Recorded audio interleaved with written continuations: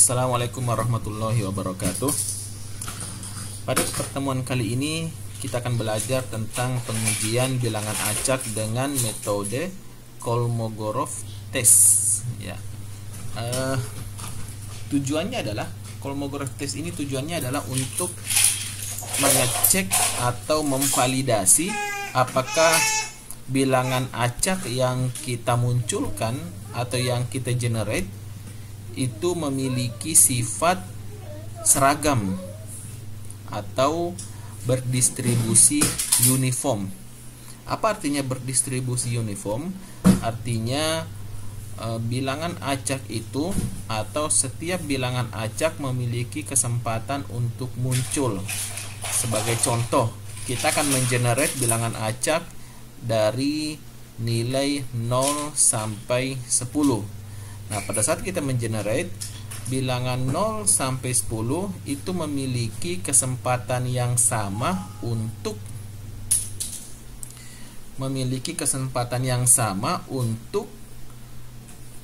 muncul. Ya, meskipun sebenarnya frekuensinya tidak berbeda karena yang namanya acak ya. Tapi apabila deretan bilangan acak itu berdistribusi uniform atau berdistribusi seragam, artinya bilangan 0 sampai 10 tadi yang kita contohkan itu memiliki kesempatan yang muncul meskipun frekuensinya tidak sama. Contohnya lagi, apabila kita melempar koin itu memiliki dua sisi, ada sisi gambar dan ada sisi angka. Nah, dikatakan seragam apabila sisi angka ataupun sisi seragam ataupun sisi gambar itu memiliki kesempatan yang sama untuk muncul. Tetapi apabila ada satu sisi yang muncul terus sedangkan sisi yang lain tidak muncul atau tidak bakal muncul atau tidak akan muncul, maka bisa dikatakan ini tidak seragam. Nah, jadi salah satu syarat untuk dikatakan bilangan acak adalah yang pertama yang kita pelajari minggu lalu adalah memiliki sifat random, yang artinya independen, tidak terikat dengan bilangan acak sebelumnya. Dia muncul kapan saja bisa tanpa harus melihat bilangan yang muncul sebelumnya atau bilangan yang akan muncul ke depannya. Sedangkan yang sekarang kita pelajari adalah distribusi uniform. Kita ingin mengetes apakah bilangan acak itu bisa bersifat seragam atau memiliki kesempatan yang sama untuk muncul.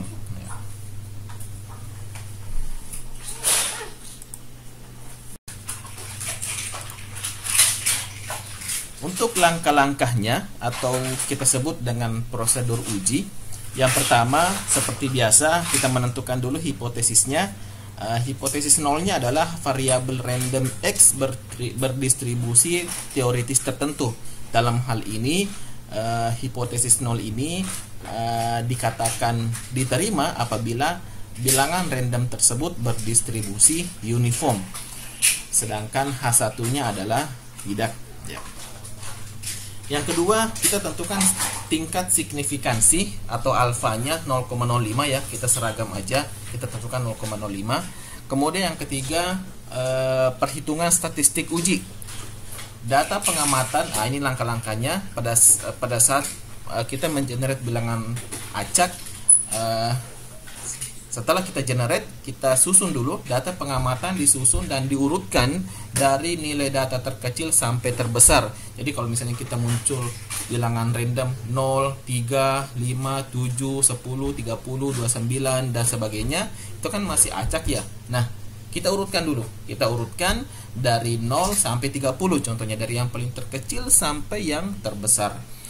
Cara mengurutkannya bisa dengan cara manual atau bisa juga dengan cara kita menggunakan fasilitas software Microsoft Excel. Di situ kan sudah ada cara mengurutkan dari terkecil sampai terbesar ataupun dari terbesar sampai terkecil ya. Kita bisa menggunakan fasilitas tersebut. Kemudian yang kedua, kita menentukan distribusi frekuensi masing-masing nilai data. Contohnya 0 berapa kali muncul? 1 berapa kali muncul, 2 berapa kali muncul. Itu maksudnya nilai frekuensinya. Kemudian untuk selanjutnya, setelah itu kita hitung distribusi frekuensi relatif kumulatif, atau kita notasikan dengan FA. Nah, ini akan kita bahas rumusnya di slide selanjutnya. Yang keempat, hitunglah distribusi frekuensi teoritis atau ekspektasi yang dinotasikan dengan FE dalam kurung X. Kita juga akan bahas rumusnya di slide selanjutnya. Untuk statistik ujinya, ya, rumus untuk pengujiannya D atau maksimum, ya. Bilangan D atau maksimum dengan nilai mutlak FAX dikurang FEX. Jadi nanti kalau kita sudah mendapatkan nilai FAX-nya dan kita sudah mendapatkan nilai FEX-nya, ya. Nah, kita cari selisihnya. Contohnya FAX dikurang dengan FEX. Nah, di sini ada garis seperti ini, ya, yang mengapit rumus ini, ya, garis lurus ke atas. Ini namanya nilai mutlak. Apa itu nilai mutlak? Nilai mutlak adalah nilai positif dari suatu bilangan. Contohnya, nilainya negatif 1, berarti nilai mutlaknya 1. Nilainya 1, berarti nilai mutlaknya 1. Jadi intinya nilai mutlak adalah secara sederhananya mempositifkan segala bilangan. Kalau negatif jadi positif, kalau positif jadi positif. Ya, itu maksudnya. Kemudian berdistribusi D. Nah, di sini ada simbol alfa dan N. Nah, nanti untuk mengetahui ini adalah nilai perbandingan.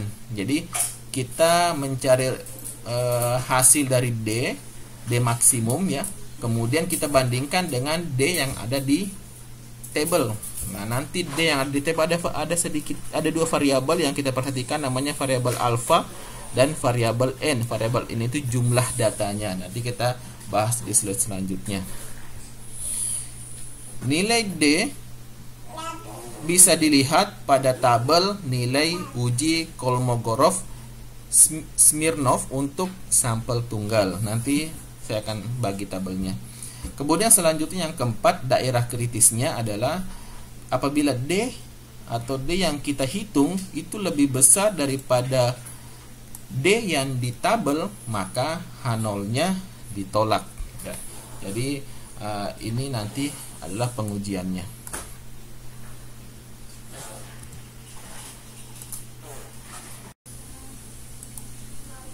Kita masuk ke contoh.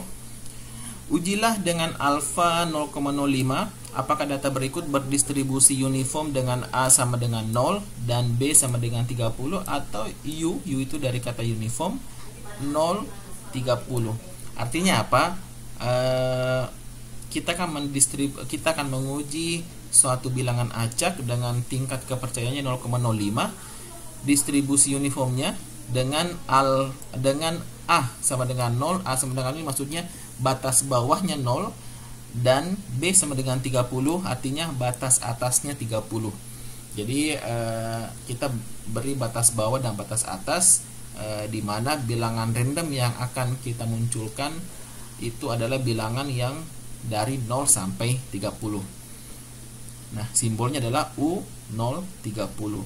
Nah, setelah dimunculkan atau di-generate bilangan acak sebanyak 10 kali, maka muncul data ini 4,8, 10,3, 28,2, 23,1 dan seterusnya sampai 10,3. Nah, sekarang kita akan menguji apakah bilangan acak ini berdistribusi uniform atau tidak. Penyelesaiannya adalah, yang pertama tentu kita menentukan dulu hipotesisnya. Hipotesis nolnya variabel random X berdistribusi uniform dengan syarat ini, ya, U030, ya, batas bawah 0, batas atas 30, atau H1 tidak, ya. Tingkat signifikansinya adalah 0,05 dan perhitungan statistik uji, ya.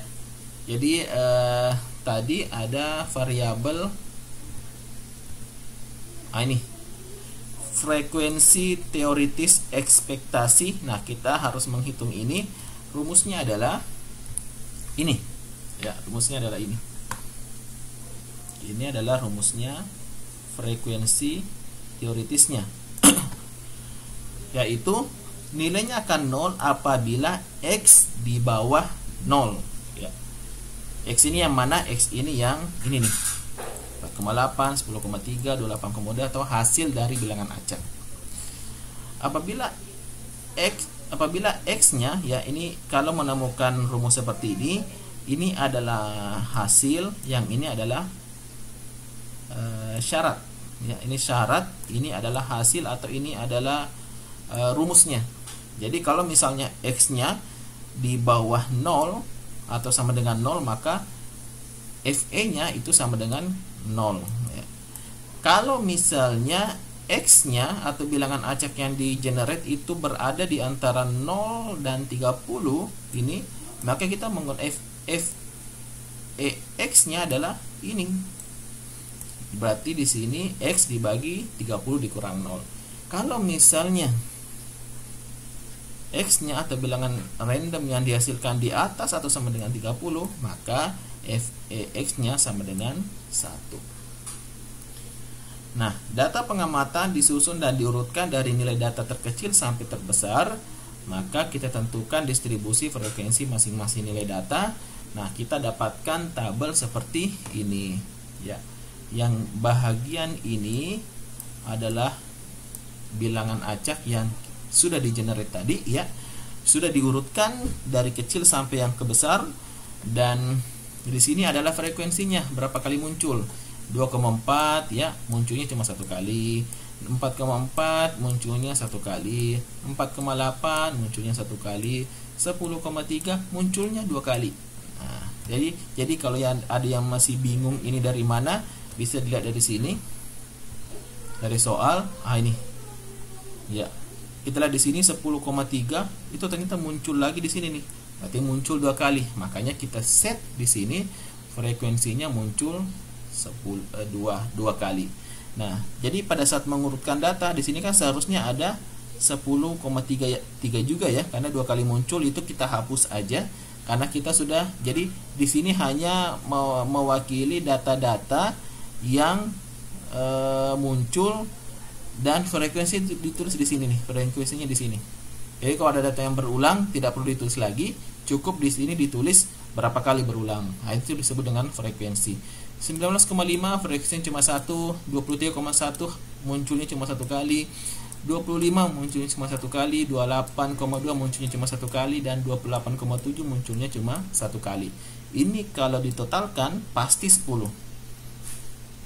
10 dari mana? 10 dari jumlah data tadi.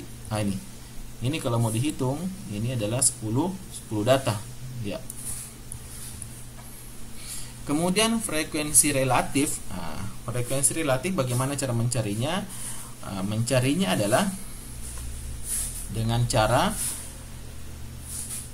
ini 1 dibagi dengan totalnya 10, berarti 0,1. Kemudian yang ini dibagi dengan totalnya sama dengan 0,1. Selanjutnya ini dibagi ini sama dengan 0,1. 2 dibagi ini 10 sama dengan 0,2, dan seterusnya. Dan kalau ditotalkan itu pasti nilainya adalah 1 ya. Kemudian sampai di situ ya, masuk ke frekuensi relatif kumulatif ya. Yang membedakan di sini ada kata-kata kumulatif. Kumulatif itu artinya keseluruhan. Nah, cara mendapatkannya, untuk baris pertama di sini 0,1 cukup dipindahkan ke sebelah kanan menjadi 0,1 juga. Untuk yang ini harus ditambahkan. Ini adalah hasil penjumlahan antara ini dengan ini 0,1.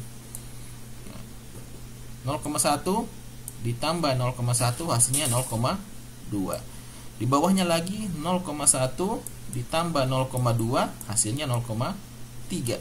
Di bawahnya lagi 0,2 ditambah 0,3 hasilnya 0,5. Di bawahnya lagi 0,1 ditambah 0,5 hasilnya 0,6. 0,1 ditambah 0,6 hasilnya 0,7 dan seterusnya, dan pada bilangan terakhir atau pada baris terakhir pasti adalah nilainya adalah 1, pasti 1 ya. Kalau bukan 1 berarti ada kesalahan.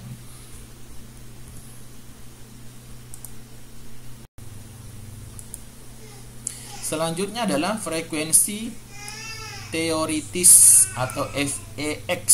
Nah, bagaimana cara mendapatkannya? Ya, berdasarkan rumus yang di atas ya. Nah, ini saya hapus dulu. Nah, ini. Apakah X-nya, periksa dulu apakah X-nya di bawah 0 atau sama dengan 0. X ini adalah bilangan acak yang di-generate ya. Ini. X-nya adalah ini. Apakah ini yang sama dengan 0? Apakah di bawah, apakah ini di bawah 0 atau sama dengan 0? Bukan, berarti tidak dipakai ini. Kemudian kita cek juga ini yang bawah dulu nih. Apakah X di atas atau sama dengan 30? Kalau dilihat dari sini, tidak ada yang 30 dan tidak ada yang sama dengan 30 dan tidak ada yang di atas 30. Berarti rumus ini kita tidak pakai. Nah, apakah X-nya berada di antara 0 dan 30? Yes. Maka karena X-nya ini berada di antara 0 dan 30, maka kita pakai rumus yang ini. Rumus yang ini bagaimana? Rumus yang ini adalah X dibagi 30 dikurang 0. 30 kurang 0 sama dengan 30 juga, berarti kita pakai rumus 30. Maka rumus FE yang kita pakai adalah X sama dengan 30. Kita lanjutkan ke sini. 2,4 dibagi 30 hasilnya 0,08. 4,4 dibagi 30 hasilnya 0,15. 4,8 dibagi 30 hasilnya 0,16. 10,3 dibagi 30 sama dengan 0,34. 19,5 dibagi 30 sama dengan 0,65. Nah, jadi ini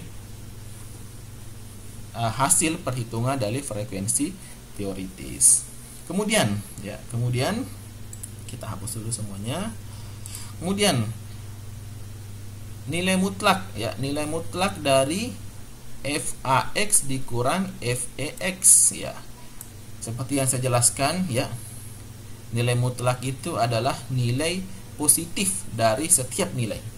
Kalau nilainya negatif, berarti dipositifkan, hilangkan negatifnya. Itu maksud nilai mutlak. Nah, untuk mendapatkan ini tinggal dikurang 0,1 dikurang 0,08 hasilnya 0,02. 0,2 dikurang 0,15 hasilnya 0,05. Dan seterusnya. Nah, perhatikan yang di sini 0,9 dikurang 0,94 berapa hasilnya? Harusnya minus 0,04 ya. Ya. 0,9 dikurang 0,94 hasilnya minus 0,04. Tapi di sini hasilnya tidak ada minusnya. Kembali ke yang tadi, kita menggunakan di sini nilai mutlak ya. Ini ada tanda mutlak. Nah, karena di sini negatif, kita masukkan nilai mutlak, maka setelah dimutlakkan hasilnya menjadi 0,04. Jadi jangan terkecoh ya, jangan dengan nilai mutlak. Intinya adalah nilai mutlak itu adalah tidak ada yang negatif. Kalau hasilnya minus, minusnya hilang.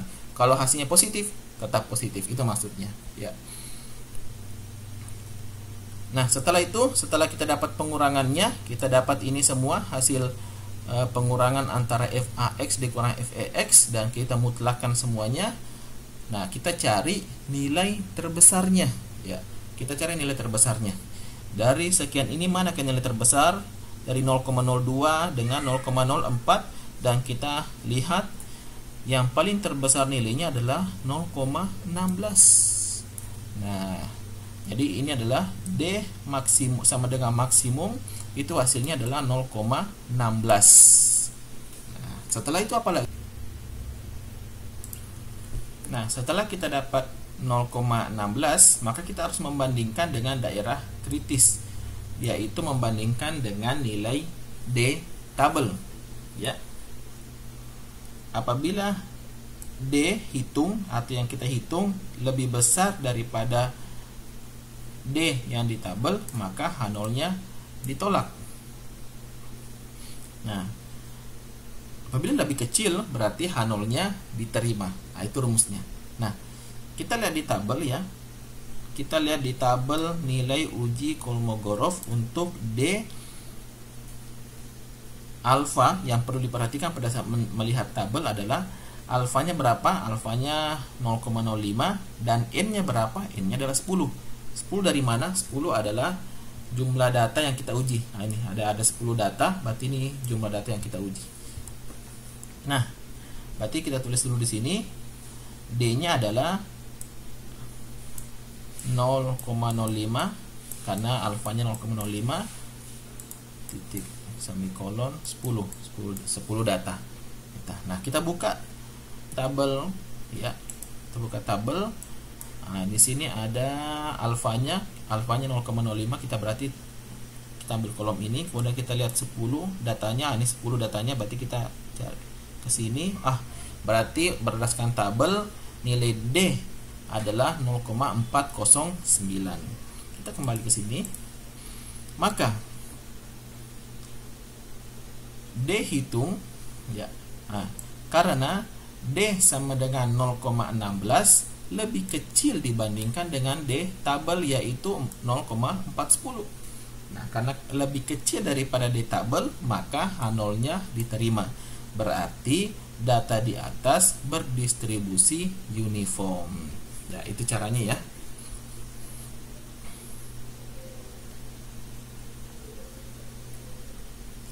Kemudian untuk tugasnya adalah ujilah dengan alfa 0,05 apakah data berikut berdistribusi uniform dengan A sama dengan 30, B A sama dengan 0 dan B sama dengan 30 atau U 0,30.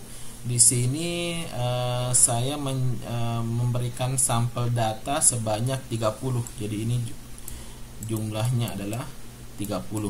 Berarti nanti kalau mau mencari tabel, alfanya adalah 0,05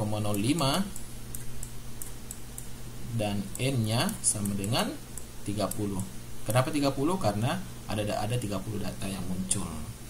Deadline-nya adalah 21 Juni 2020 jam 21.